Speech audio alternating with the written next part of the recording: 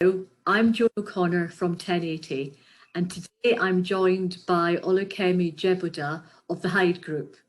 And she's going to be talking with me about what we require of leaders in the future. Before we start, let me introduce Olukemi a little more. She is a seasoned HR professional, adept at partnering with businesses on the people agenda to achieve organisational objectives. She has experience across multiple HR disciplines in a variety of sectors, locally and internationally, and also serves as a non-executive director at Thames Reach, a non-magistrate member of the Judicial Office Advisory Committee, and an enterprise advisor with the Careers and Enterprise Company. Welcome, Olukemi. Thank you very much, Joan, for having me. So let's start with our first question. You and others have talked about having seen an increase in collaboration amongst leaders within organisations during the pandemic and have seen a benefit that has brought in doing so. Can you share with us why you think it's important that leaders continue to work in this way in the future? Thank you, and Joe, for that question. These are unprecedented times that we're all living in, and very, very much not predicted by anyone living through these times. Leaders, as with everyone else, have had to do everything that they can do to survive. And so leaders have had to borrow knowledge, learning, share, work with other people, adapt, be flexible outside the organization, even within their organization. And actually, they're doing all of that to be able to survive. So I feel that, collaboration is important. It will continue to be important. It's a tool, a quality, if you like, but it's something that is required and something that will definitely outlast disruptions. And therefore, leaders will do well to have this in their repertoire, in their toolkit for this disruption and whatever else may happen in the future. Thank you. Can you give an example of where you have seen leaders collaborating to help illustrate what you're saying? Oh, definitely. You have right now leaders reaching out to people within their organization. You have people talking more, engaging more. You have people coming together in various committees, to resolve this issue or that issue. I could say it's because people are no longer obviously in the same physical space. And so one of the benefits is that they're collaborating more. Obviously, it's got its downside in terms of people's mental well-being and not being switching off and not resting between, taking regular breaks like they should. But the important thing and the key thing is that people are engaging more and, they're trying to resolve issues, and you've got more collaboration going on even within organizations. So you've got that, and that's kind of like common across all sectors, all companies, all organizations. And that's a key benefit in terms of people having to work together more to be able to navigate this very unknown, a very big unknown that we all seem to find ourselves in. Thank you. You make a compelling argument for why collaboration is important. We know, though, there is a risk that with some leaders, they may revert back to behaviours that weren't as collaborative in the future when things settle down. So for those out there who may be dealing with some leaders like that, what else can you say about why collaborating is an important skill, an important quality for leaders to display and to demonstrate? It is important to understand the fact that the temptation will be there to revert to type. And that's what makes us human. You're comfortable with what you know. Your comfort zone is your safety zone. So it's understandable that people will want to revert to type once they feel that there's a level of assurance about, the current landscape. But what people need to reflect on is the fact that there is still a lot to grapple with. So even when this pandemic is over, and I pray that, that is sooner than later for everybody, you've got to think about the after effects. Like if you have an earthquake, you've got aftershocks. So what are the aftershocks going to be? They've got to think about that. And actually, with leaders having to grapple with that, do they have time to then think about everything else and, not having to leverage on what they know that other people already know? And that's why it's important to continue to collaborate. It will be difficult to also go back to status quo. People know what it is to work this way now and to be led this way. People are going to expect that you build on that and you get better rather than traditional ways. I mean, just pick any organization, let them do a survey around how people prefer to be led and how people prefer to be worked to work. You will find that the majority of people want, and maybe not everyone, but the majority of people will want this new way of working, new way of being led, new way of being interacted with, so to speak. So I say that leaders cannot just switch off and on. They're going to have to build on what they're doing right now to make things even better for people. And it's a call to them to continue to be flexible, to be adaptable, and to evolve. And that's going to become more important even as we continue through this disruption and whichever else we may find now or in the future. Thank you, Olukemi. You mentioned a moment ago as you were speaking that there is a bit of a challenge in the way that everybody's working at the moment, working remotely, that maybe some people aren't switching off and some of the challenges that go with working remotely. And as a result, we have seen a more human type of leadership coming through, both in terms of the way that leaders within organizations are reaching out to their people and thinking about the challenges that they face. So with that in mind, why do you think the human leadership models will be important in the future? I mean, Joanne, we've seen leaders not only become more human, they've become more humble. They have become more humble in the way they've engaged with people, staff, customers, competitors, even within, outside the sector, industries, and the reason why I feel this has happened is because you've got a pandemic which most people have never lived through or never thought they would live through, and that has shaken humanity to its core. And for once, leaders are majority of leaders are having to grapple with something they've never dealt with before. And it calls to your humanity. And so a natural reaction is for leaders to be more humane.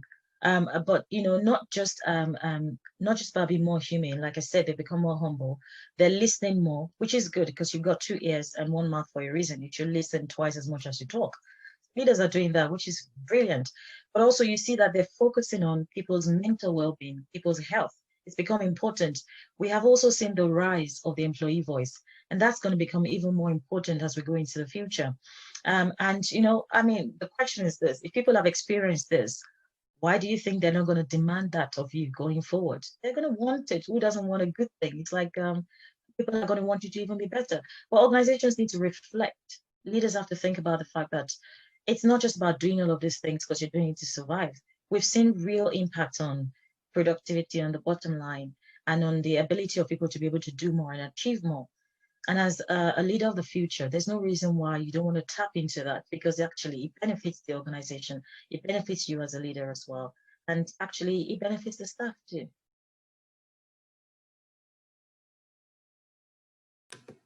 Thank you. And of course, as an HR professional, you've known this for some time, that putting the people first makes a difference to productivity and engagement.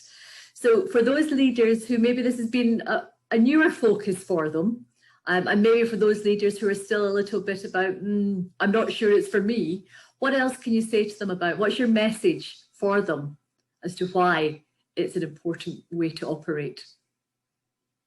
I think the starting point is just remind them of this thing that people say that, people are our most important assets.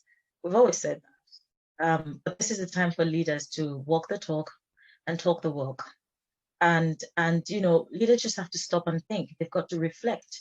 Prioritizing people has to be important. It will continue to be important. And it needs to be important the same way that you look at your bottom line. The same way you look at your financial performance, your people performance, your people, that needs to actually become more and more important. So for me, my challenge to leaders is that it's a call for reflection. You, yes, should keep your eyes on the bigger picture, But what you need to think about is, are you going to get there? Your normal way of getting there may not be the best approach going forward into the future. You have to be open to that. Can I just say that I don't believe that people are asking leaders to know it all or to fix it all. We're not asking leaders to be gods. We're asking them to lead. And to lead, you need to do several things to lead, one of which is to prioritize people, to collaborate with people, to learn, to be humble, to show empathy, to listen. And I feel that the leader of the future will need all of those things, all of those skills and qualities in their toolbox, and to use as they will. And after careful reflection, I think my conclusion is that a business that will survive into the future, and therefore the leader of the future, will be one that has got a business heart, but yet with a human face. I like that phrase, a business heart with a human face.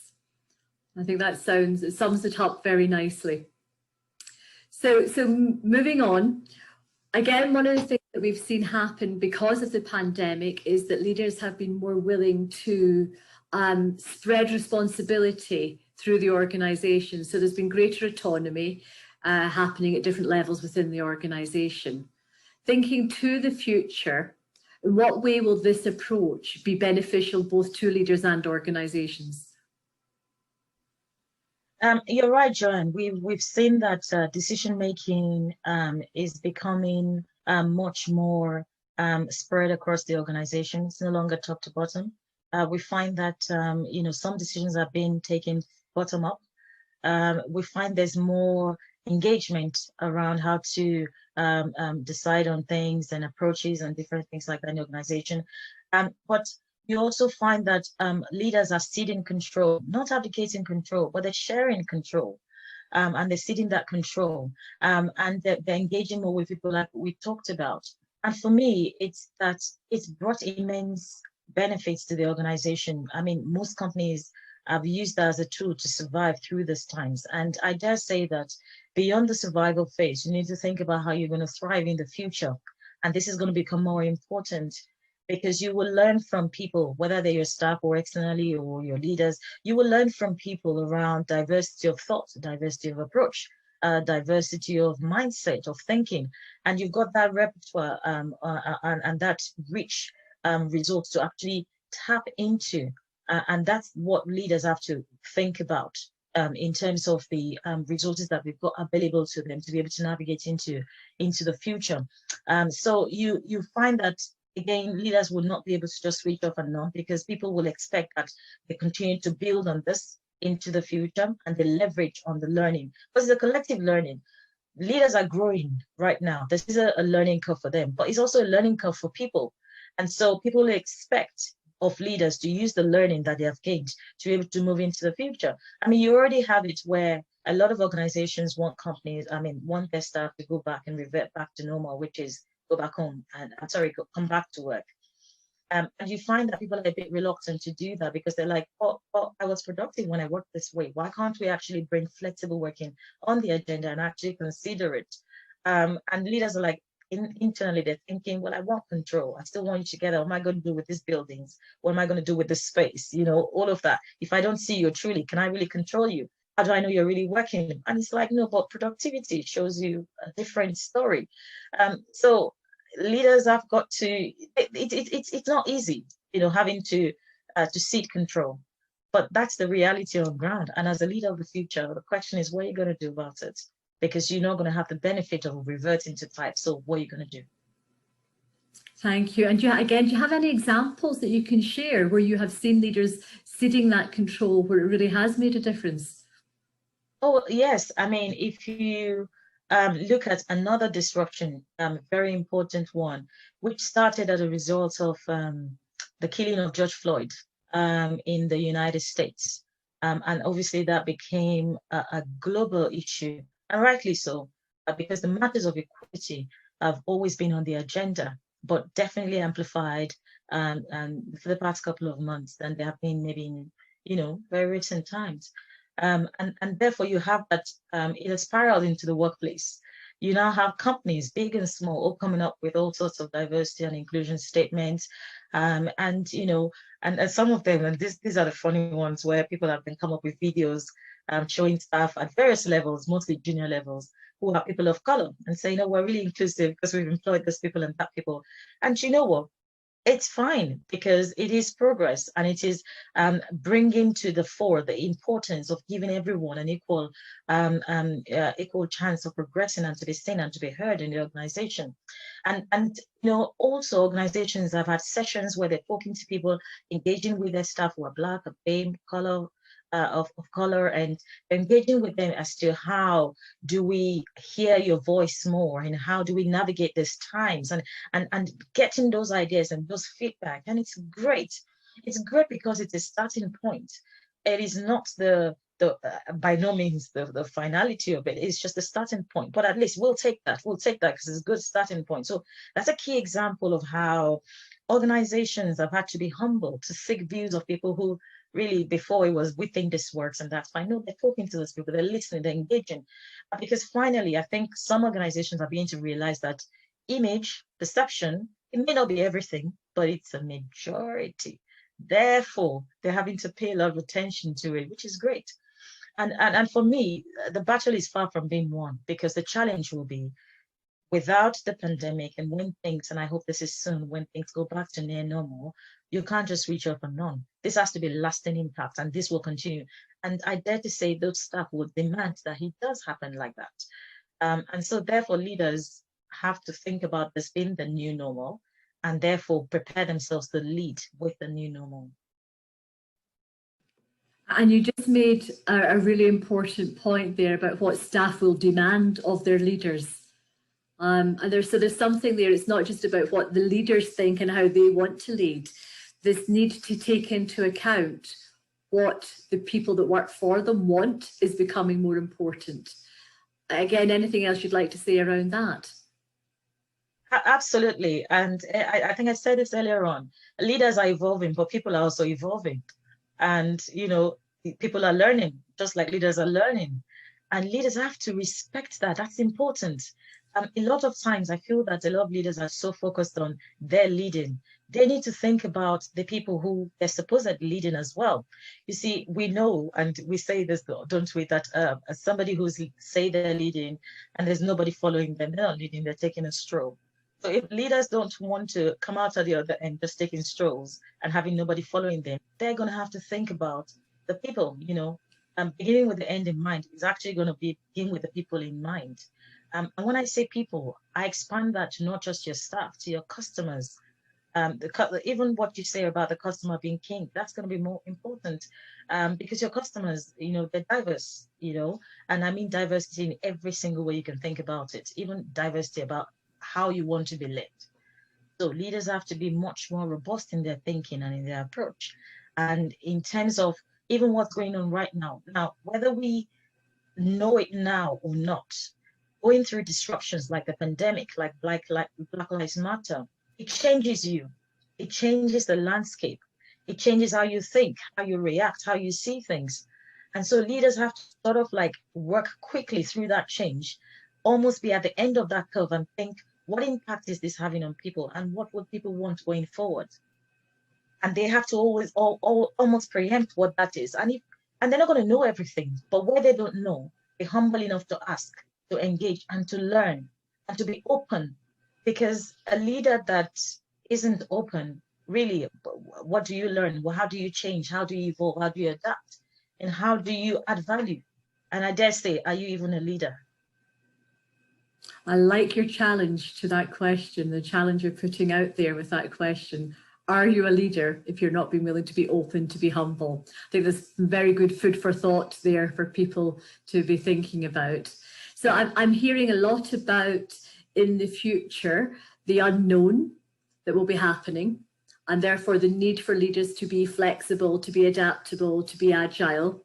These are qualities that we've heard before that leaders need to have.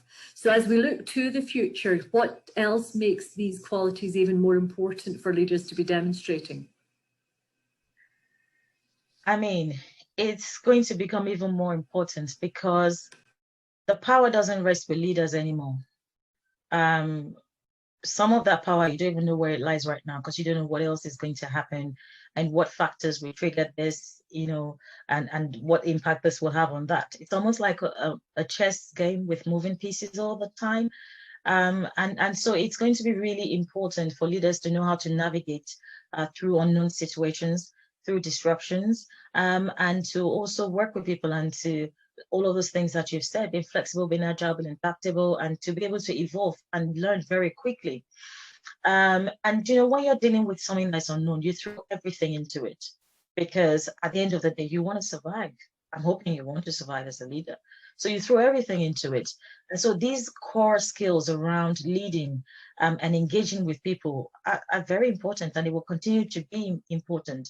And just to clarify, what I mean is having a flexibility of thought, flexibility of approach, flexibility of action, and just being open.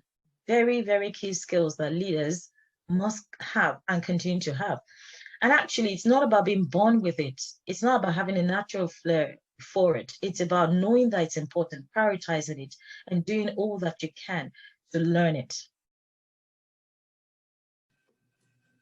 Thank you, Olukemi, for sharing that. So as we move towards the closing of this session today, what is your final message for leaders in order that they can thrive and succeed in the future, in the environments we will potentially find ourselves in? I saw something on social media a while back, and it's quite funny. And it went like this. Can we just assume that everyone who went to an interview 5 years ago and was asked, how do you see yourself, or where do you see yourself in 5 years? Can we just assume that everybody got it wrong? And I thought that was funny. It's true. I mean, never mind 5 years ago, talk about February. Most people didn't think we'll be here, including me, didn't think we'll be here in February. And so what leaders have to understand is that the landscape of everything is changing very quickly. Okay. So if you will, and you do desire, and you do want to be a leader of the future, you have to at least put yourself in a position to be open to and to ponder on these three things. Number one, what will the future be like? Number two, what will the workplace of the future be like? Number three, who will be the people of the future? So those three questions, you have to at least start to think about it and ponder about what the possibilities might be. Only then can you say that you're really serious about being the leader of the future. A great message to leave leaders with. Thank you very much, Olukemi, for what you have shared with us today, for having this conversation. As I've said, I think you've given us food for thought for people to go away and ponder on about maybe their own leadership qualities, their own leadership styles, or if they're working with leaders, what they need to think about doing and working with those leaders on. So thank you very much for giving us your time. Very much appreciate it. And thank you very much, Joan. You're very welcome, and I wish you every success in everything that you are doing currently and in the future. And thank you everyone who has been watching and listening today. I hope you have found that interesting. I certainly have. Thank you very much for giving us your time, and hope to see you on another session sometime soon. Thank you very much, and goodbye.